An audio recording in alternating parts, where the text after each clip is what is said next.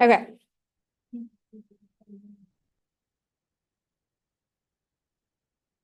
All right, so starting with cystic fibrosis, think of cystic fibrosis as the it all deals with these mucus secretions that are very thick, and there's this relationship with fat digestion and absorption. Okay, so we see some respiratory difficulties in people with CF, but we also sometimes see these like malabsorptive type of conditions too. So we kind of have to think about that. That is why we have this fecal elastase test as one of our medical diagnoses. So basically, we're looking at this digestive enzyme that's present in the stool.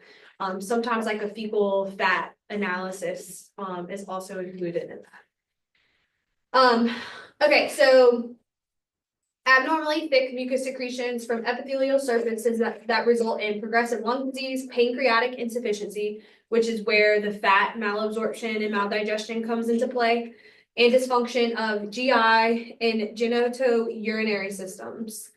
So there's a specific gene called the CFTR gene that is related to cystic fibrosis.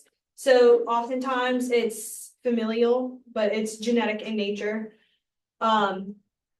What can happen is it can obstruct glands and ducts, which can lead to things like pancreatic insufficiency because the pancreas it relies on the flow of the pancreatic secretions through the pancreatic and the common bile duct into the duodenum. So if we have pancreatic insufficiency, not only do we have impaired digestion and malabsorption possible, but also diabetes. Okay, because the pancreas is in charge of secreting that insulin, which helps to lower blood sugar. And so we can have this secondary diabetes come into play as well. Also, because of the insufficiency of the flow of digestive secretions through the ducts, we can see cirrhosis of the liver and portal hypertension. Okay, we talked about portal hypertension in our cardiovascular chapter, but also dehydration and electrolyte imbalances. So this is a very respiratory centric condition that has more widespread nutritional implications. So it's important to remember that associated with CF. You will more likely than not have a question about CF on the RD exam. They love to ask it. So just FYI.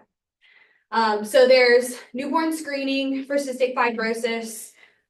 We can also perform a sweat chloride test to diagnose it as well. So what we see with CF, especially in children and infants, is challenges with weight gain and growth, poor digestion, absorption of nutrients, and all of that comes into the issues with pancreatic insufficiency, flow of those digestive secretions through the ducts. So how do we fight against that? Okay, we increase their energy intake, essentially. So these people with CF need higher energy requirements to combat that risk of malnutrition, that risk of poor growth and development. But still, we can see stunted growth, some developmental delays in kids with CF. We particularly see challenges with absorbing fat-soluble vitamins, so vitamins A, D, E, and K, because of the pancreatic insufficiency. Okay, so if we can't release the pancreatic lipase, those enzymes that help with fat digestion and absorption, then we're also going to have challenges with the fat soluble vitamins associated with that. Okay, so when we are seeing patients with CF, we definitely want to do some good anthropometric measurements, look at their lab work and any medical tests that they have. But the disease is very complex, and so it's common to see lots of different nutrition diagnoses. But malnutrition, malabsorption, inadequate energy intake, those are all very common with CF. Okay, we previously talked about pancreatic enzyme therapy before. PERT is the abbreviation for that, pancreatic enzyme replacement therapy. We require pancreatic enzymes with CF to help with the malabsorptive issues. If we weren't doing this pancreatic enzyme therapy, then we're at greater risk for fat malabsorption, fat soluble vitamin malabsorption, aka leading to malnutrition. So this is usually a first line of medical treatment for patients. And what we as dietitians do with this is we say, are you taking your pancreatic enzymes with every meal and snack? Okay, so this is something that came up previously. If we're not taking it with every meal and snack, then we don't have sufficient pancreatic enzymes to help with digestion and absorption. We need adequate calories for normal growth based on weight gain patterns. Likely it's going to be higher than what's necessary and rooted in fat intake. So because of the fat malabsorption, we increase fat intake by just a little bit to help us make sure that we're meeting those needs. As long as we're taking the pancreatic enzymes, we should be able to deal with that. But we can still see the symptom or side effect of like loose fatty stools, which would be a sign that we would want to track as dietitians. They might require or will likely require supplementation of fat soluble vitamins because of the risk of deficiency of these. And when in hot climates, a higher salt intake. This has to do with the fluid and electrolyte imbalance that we can see with CF. So sometimes they might need to take like salt pills if they're really hot and getting dehydrated. Okay, so with infants that have CF, we still recommend breastfeeding for the first year. Sometimes they might need fortification of breast milk to meet the energy needs that are slightly higher, or to give them even more fat to help with fat soluble vitamin adequacy and energy adequacy in their diet. The big thing here is the pancreatic enzyme therapy though. Okay. Here are the recommendations for fat soluble vitamins in children and adolescents with CF. Vitamin D is pretty much the same, but it increases a little bit as they grow. The vitamin A needs are quite higher in this population. Vitamin E and vitamin K are pretty standard, but basically we might need higher than average intake of these to avoid fat soluble vitamin deficiency. Okay, so any questions about CF? Anybody know someone with CF? What is their like lifestyle effect? Do you know? I don't know, Oh, it's a baby. Mhm. Oh, okay. Did they experience any like medical issues early in life that you know of? Now I know there's one for these, but I think like it's a genetic condition, so I would assume that there's a higher likelihood of other genetic conditions in combination. So that's not surprising. I know he has to do the enzyme with the each meal. Cool. Okay. We had a student once who had CF. I can't remember what let me see. There's a lifespan.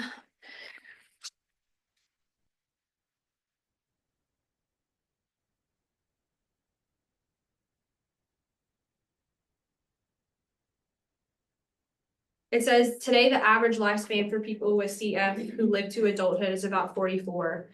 And some say like 50-ish. So 45, 50.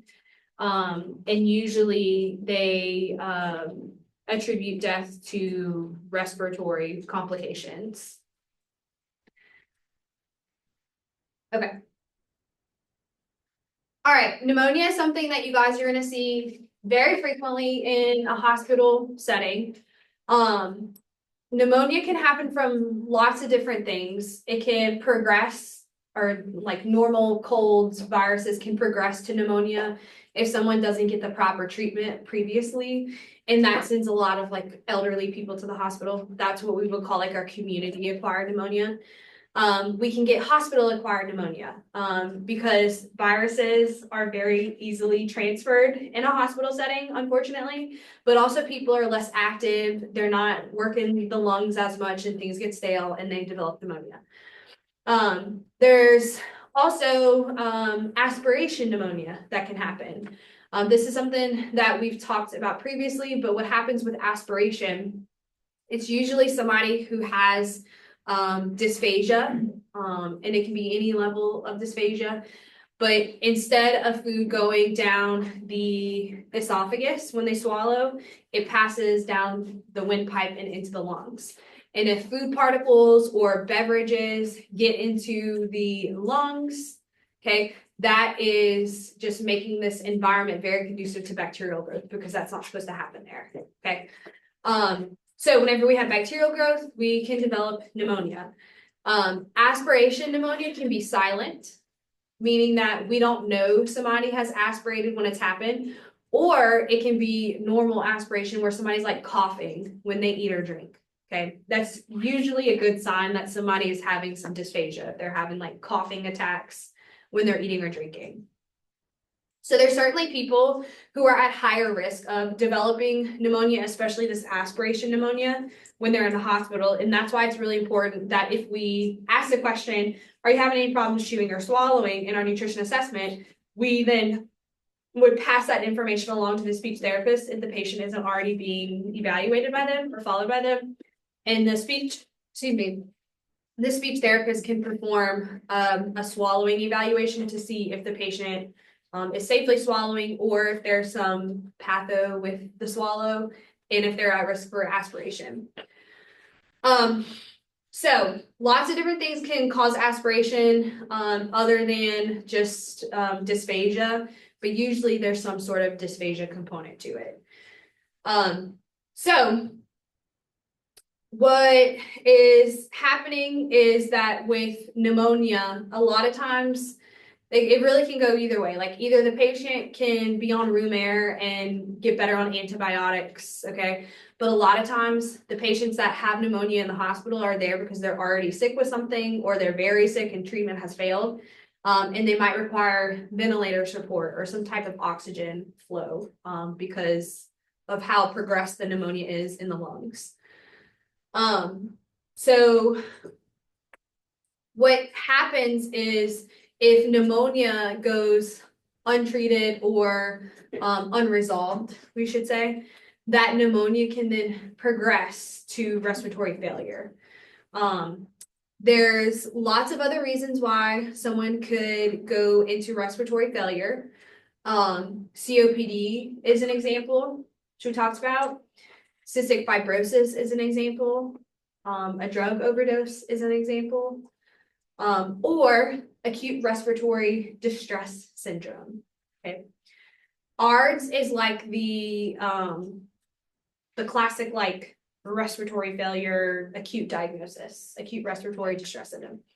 So pneumonia is our biggest contributor to ARDS. Aspiration, drowning, a pulmonary embolism, a lung transplant, all of that can lead to ARDS. Those would be considered like acute issues or direct issues with the lungs that contribute to ARDS. And then we have other systemic problems that can contribute to ARDS. So sepsis. Are y'all familiar with sepsis? What happens with sepsis? So sepsis is what happens whenever you have like some sort of localized infection that is untreated or unresolved, and it starts to spread throughout the blood. And what happens is the entire body falls victim to that infection. We start to have low blood pressure. The heart starts to have some issues.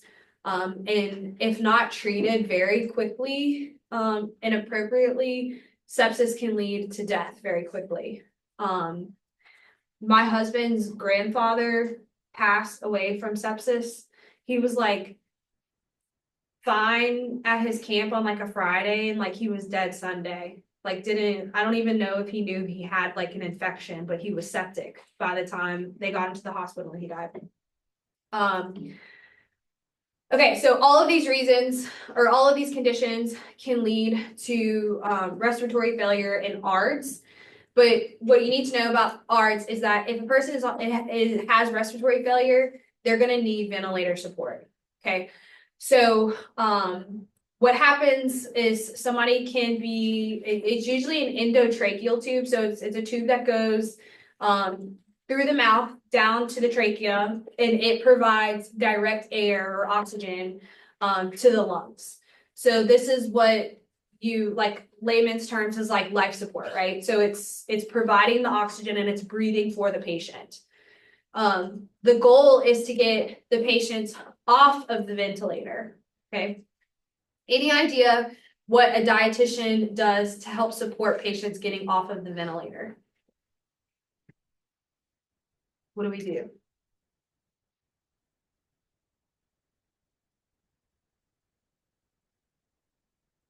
Okay, think about it. If we have an endotracheal tube, can that person eat?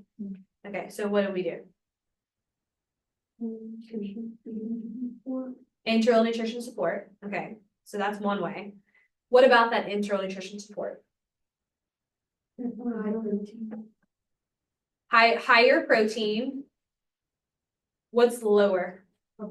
Carbohydrates. Okay, so we're bringing back that respiratory quotient conversation. Okay, so our a higher protein is necessary because obviously we have some type of inflammatory, infectious situation happening in this patient. So nutrient needs are going to be higher. This patient is also immobile, which means that their muscles are not working. And so we really need to feed the muscle in order to prevent muscle atrophy or loss of the muscle. We want lower carbohydrate because we want lower carbon dioxide production. Because if we're just pushing carbs into this patient and increasing the carbon dioxide load, it's going to be more difficult for that patient to breathe on their own. Okay. And then we slightly increase fatty acids in that nutrition support regimen because one, the fat helps to offset the calories that are lost from the carbohydrates. So we need to increase something when we're decreasing something else. But also those omega-3 fatty acids, those healthier fatty acids, we understand help with the inflammatory process and the infectious process that the patient is likely experiencing with ARDS or respiratory failure.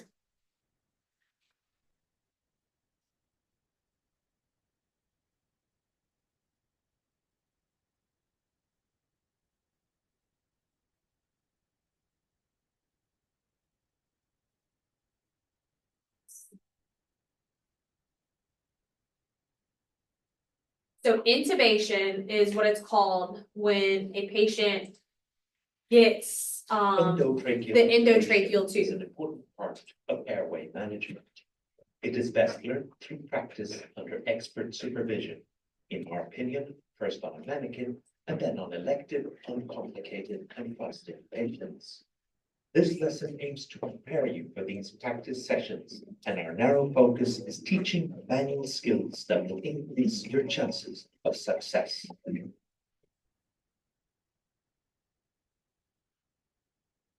Your intubation should always be preceded by an airway assessment.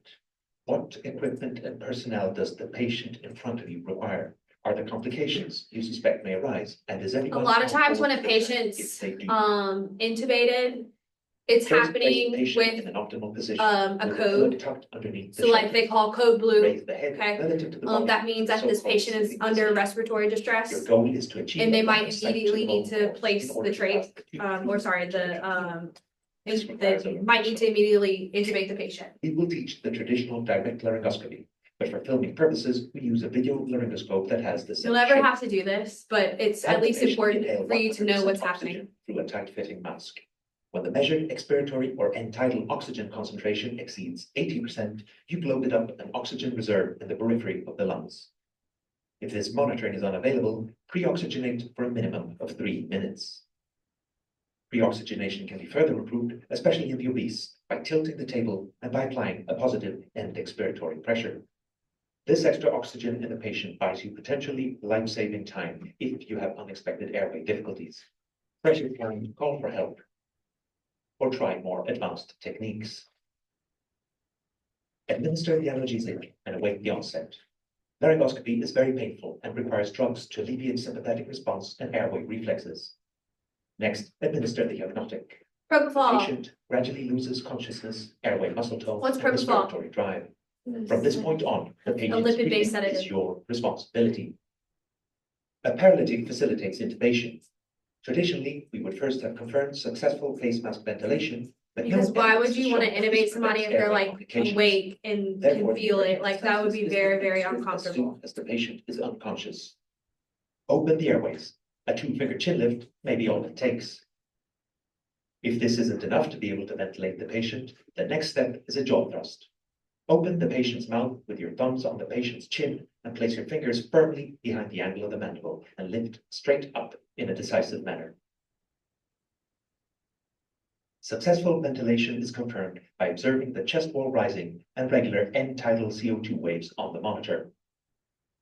If you cannot ventilate the patient at this point, you need to use other equipment and techniques that we will demonstrate in forthcoming videos. While you wait full onset of the drugs, take a moment to make sure that you have achieved absolute optimal positioning before proceeding to laryngoscopy. Do not forget that while you may hold the blade, this is very much a team effort. Open the patient's mouth with your right hand and hold the laryngoscope in your left. Not too tight, with 3 or 4 fingers as close to the blade as possible for precision and control. Insert the blade in the right side of the mouth, carefully pushing the tongue aside. The aim is to create an unobstructed line of sight to the larynx by pushing the tongue to the left and lifting the epiglottis, exposing the vocal cords. This requires precision, not So the force. they have to put A it common mistake in at the this right point is tube, leaning forward, right? as it feels this will not be the better for you. esophagus. It doesn't. Stand upright with the left arm at a 90-degree angle tucked in towards your body. This allows for better ergonomics, better communication with the team, and a better overview of the ventilator, the timer, and the patient. Let's see the laryngoscopy once again. Advance the blade until you see the epiglottis and place the tip in the vallecula, the recess at the base of the tongue. At this point, you can start to apply some force in the direction of the laryngoscope shaft. Sometimes a light external force on the larynx can make the vocal cords spring into view. Ask for your assistant's hand and move it to apply backwards, upwards, rightward pressure, or burp for short. Make sure you don't pinch the lips and do not exert any pressure on the front incisors. By now, you hopefully have a clear view of the opening of the trachea, a dark slit between the pale vocal cords. Insert the tube So carefully. this is the actual tube. Sometimes a gentle rotation is required to pass the vocal cords. Advance the tip until the cuff has disappeared and the vocal cords are between the 2 black lines. Pause for inflation of the cuff and carefully retract the laryngoscope. Hold the tube firmly while you confirm that it's lodged in the trachea and not the esophagus. The gold standard is return of end-tidal carbon dioxide over several respiratory cycles. Be very cautious when interpreting the other signs traditionally used. So basically, if you find CO2 CO2 coming out, that means you're in the lungs. Chest wall, as these may very well Okay. be positive despite an esophageal intubation. When you're absolutely certain that the tube is in the trachea, secure it with tape and initiate mechanical ventilation. Congratulations, you have now performed an endotracheal intubation. For more videos on anesthesia and critical care, go So to that's what you would cats.org see or in like subscribe your to our YouTube CCU or channel. ICU patient. The tube in the mouth, and that is them having intubation. Add this to.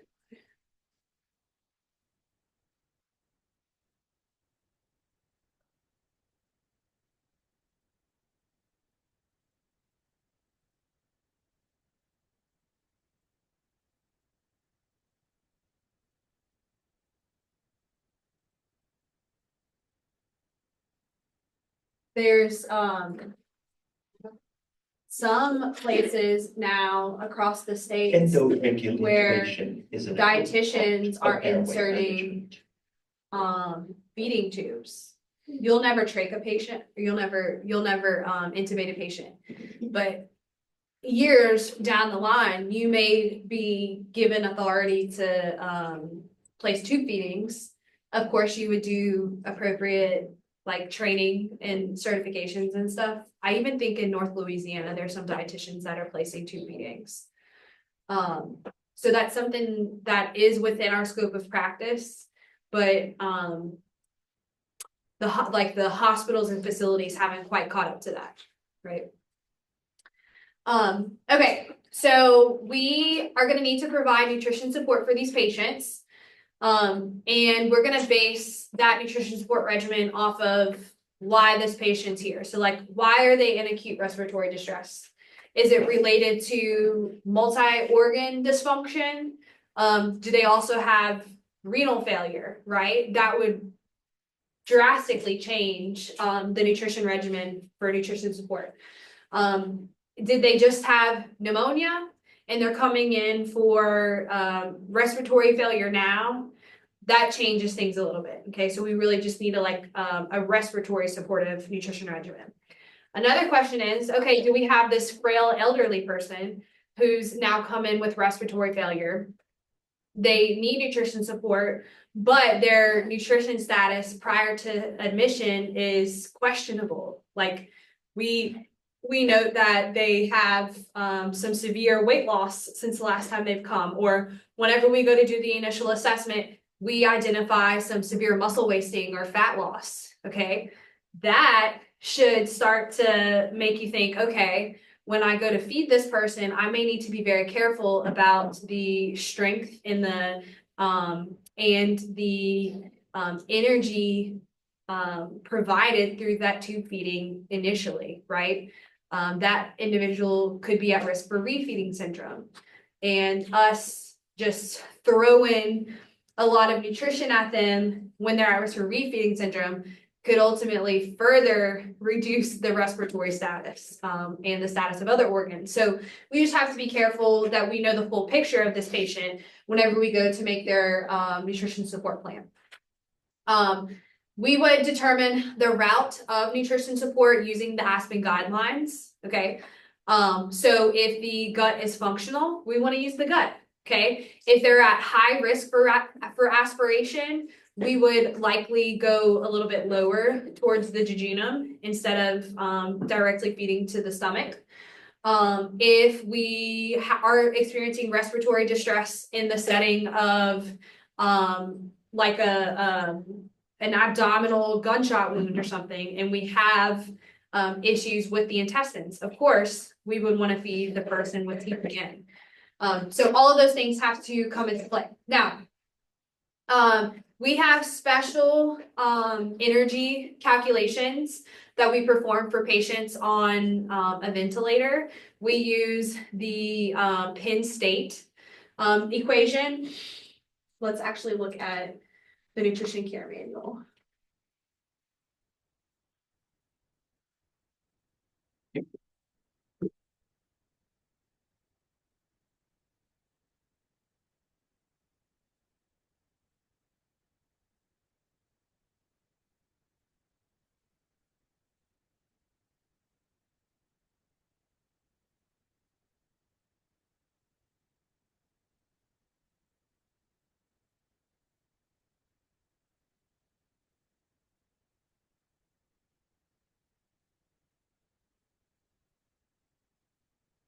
Okay, there is a section for ARDS on the nutrition care manual.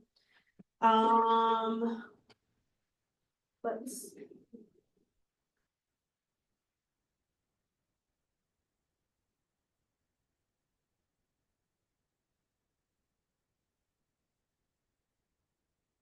It's not giving me.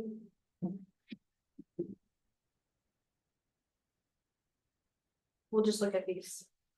Okay, so with a patient with ARDS, and when they're like intubated, the best way to determine their nutrition needs is going to be through indirect calorimetry, likely not going to be available to you. So one of the predictive equations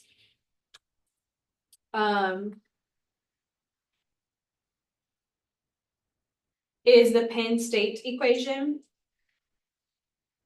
And depending on their BMI, there's a modified Penn State equation. So what you need to know about Penn State is that it uses the patient's ventilation. So that's something that you find on the ventilator itself. So that's something that gets plugged into the equation as well as the patient's temperature. So what you first do is you calculate the Mifflin, and then you enter the Mifflin finding into the Penn State equation. So you have the patient's like baseline energy needs essentially, and then we're factoring in the patient's temperature and respiratory condition into their energy equation estimation. So the VE stands for minute ventilation, and that is in liters per minute. And then you would find the patient's max temp from the record, the patient's chart. There is the, let me see, for patients with a BMI greater than 30,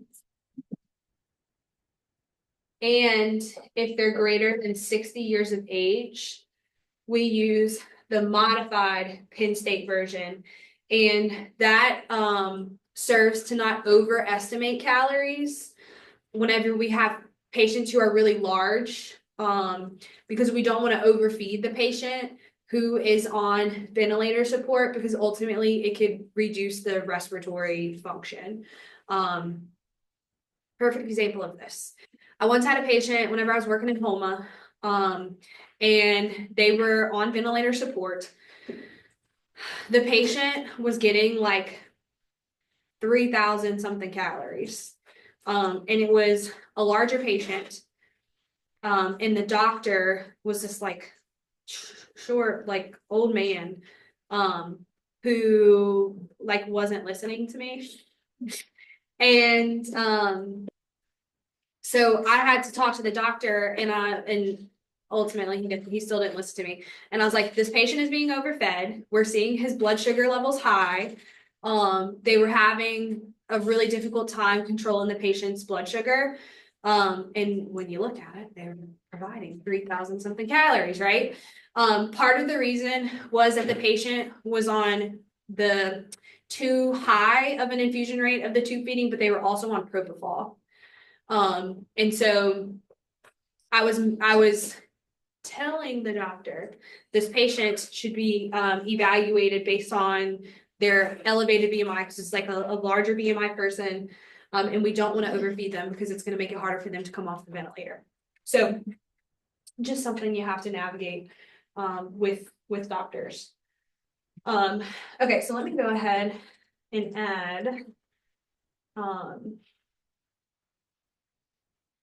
see, Penn State equation. Then we do Mifflin, then the Penn State equation to assess energy requirements if without ID, which is IC, which is indirect calorimetry. Penn State considers the patient's Tmax and minute ventilation, and energy estimates.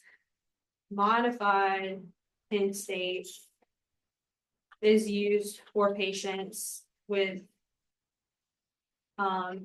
greater than 30 BMI or with elderly patients to avoid overestimation of kcal and overfeeding. Okay.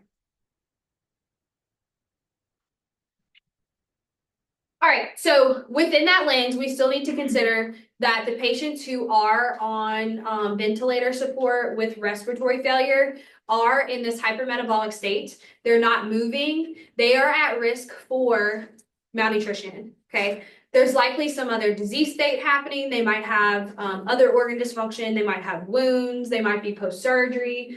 So there's lots of reasons that these patients are going to have higher calorie, higher protein needs. And our goal is to feed them appropriately while also managing their nutrition so that it's easier for them to come off the ventilator. Okay, actually I should move this here. This makes a little more sense.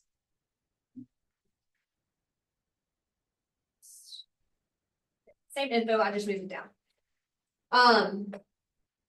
So why would we check serum phosphorus early and regularly?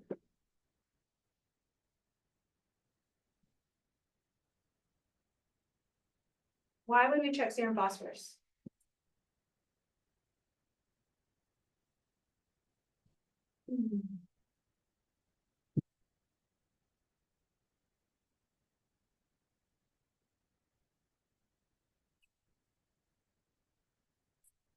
Okay, I'm not gonna talk until y'all give me some ideas. Why would we check serum phosphorus?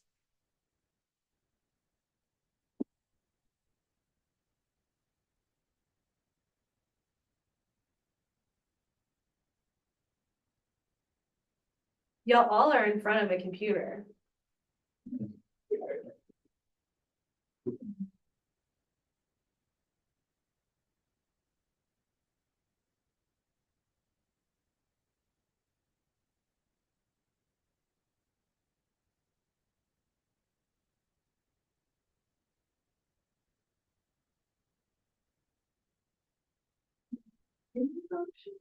Not kidney function, Hypophosphatemia can cause respiratory muscle weakness.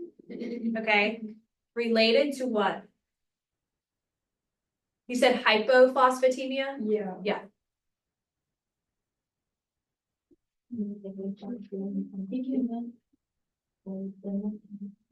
I want to know more, so why do we have hypophosphatemia?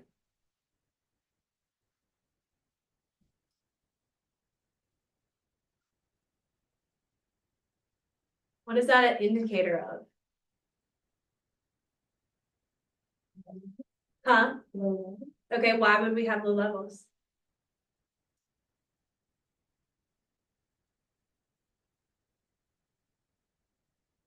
We just talked about it. We should be screening these patients for what?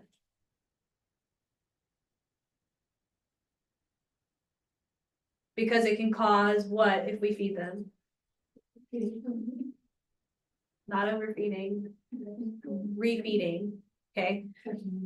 Hypophosphatemia is a classic sign of repeating risk. Okay, y'all see how we got there? Okay. So what happens is when we provide glucose through nutrition support to these patients who have malnutrition, who have been underfed for quite some time, we're causing a shift in metabolism. Okay, so this person has been in this starvation mode, this ketogenic frame of metabolism, and now we're reintroducing carbohydrate, which means that we're reintroducing the need for all of the minerals and vitamins needed for carbohydrate metabolism. Okay. Sodium is needed, potassium is needed, phosphorus is needed, calcium is needed, magnesium is needed. Okay. So if we have lower levels of those starting off, then we're going to have a lot of challenges with metabolism. Initially, those electrolyte levels can look normal before we feed the patient. And that is because we are in a different state of metabolism, okay? When we're in this ketogenic state, we don't require those electrolytes to do the same work as it does in carbohydrate metabolism, Okay, so we can see this skewed normal, low to normal levels of those electrolytes. If we see low or low to normal levels in a patient who has very obvious signs of malnutrition, they are at high risk for refeeding. And those would be the ones that we want to be very careful with titrating the nutrition support regimen. So what a classic sign is if they have low to normal levels of those electrolytes, we start feeding them. And if we didn't supplement those electrolytes, if we didn't supplement with thiamine, we would, at the next blood draw, after they started nutrition support, we would see very low levels of those electrolytes because we're asking them now to perform their duties in carbohydrate metabolism. And so they're moving from the blood to the cells. And all of a sudden, all of those electrolytes are in the cells and not in the blood. If those electrolytes become low in the blood, that's when we can see the respiratory distress that Michaela mentioned. Do we want to put a person who's in respiratory failure in further respiratory distress? No, right? If we have hypokalemia, what's that? Hypokalemia, low potassium. If we have low potassium, that's where we start to see the heart arrhythmias. Okay, so now we have this ARDS patient with refeeding syndrome, and not only are we causing more respiratory stress, but we're causing heart arrhythmia. So now they're in cardiovascular distress, right? So we want to just make sure we're checking, and I would say more than just phosphorus levels, but all of the electrolytes. Where are they at? Okay, what is this patient's nutrition status coming in with this condition? Do they need supplemental electrolytes? Do they need a thiamine injection? Likely so if they're at risk for refeeding syndrome. So that would be a conversation that you have with the doctor. You say, hey, I did a nutrition assessment on this patient. Their labs are looking a little icky. They've got malnutrition as defined by XYZ. I think we need to be careful about how we progress nutrition support, and I also suggest that we do some thiamine supplementation and we keep tight track of their electrolytes and supplement as needed. Okay, very easy conversation to have. Usually, they are aware of that too. They don't always know the malnutrition piece of it, but they're seeing the low to normal electrolytes, and that's a signal for them. But you're still the one that has more knowledge about that. Whenever I was working in Baton Rouge, the medical students, it's a teaching hospital. So I had a patient who was very obviously gonna have refeeding syndrome if we didn't treat them appropriately. And so I had to have like a discussion with that doctor, and that doctor was telling the residents about what refeeding syndrome is, and they were like, what? So then I had the opportunity to teach the medical students what refeeding syndrome is and how we treat it. So the Aspen guidelines go through that a lot, and we'll look at that whenever we get to the critical illness chapter. Okay, so quickly just on transplantation, we've talked about transplants with other organs. And the whole story about transplants is that these patients are going to be on immunosuppressants, and they have a really high energy need, a higher protein need. So same with our lung transplants. We know that they may be coming into the transplant within a not ideal nutrition status, okay? Because all of these respiratory conditions that we've talked about, we have mentioned this difficulty consuming adequate energy, the increased energy needs for them because breathing is so difficult. So we just have to understand that whenever we're assessing the patient. When we are estimating the nutrition needs, we have to look at their pre-transplant nutrition status, what type of diseases are contributing to the patient status, and then how the surgery went. Are we experiencing any post-op complications? Are we having a hard time with healing that incision? Are they showing that they're accepting the transplants, or are we seeing some rejection signs?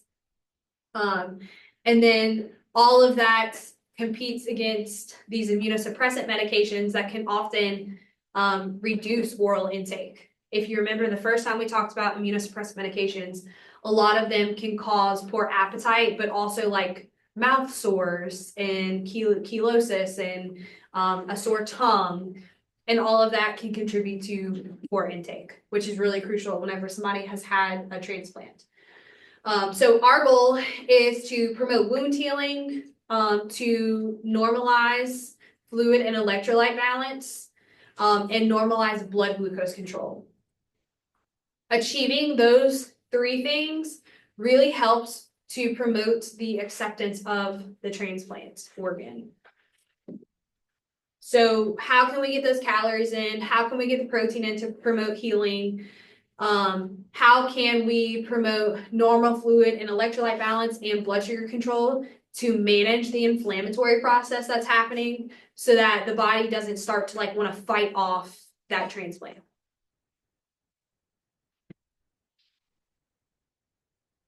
Okay. That's it for 418 today.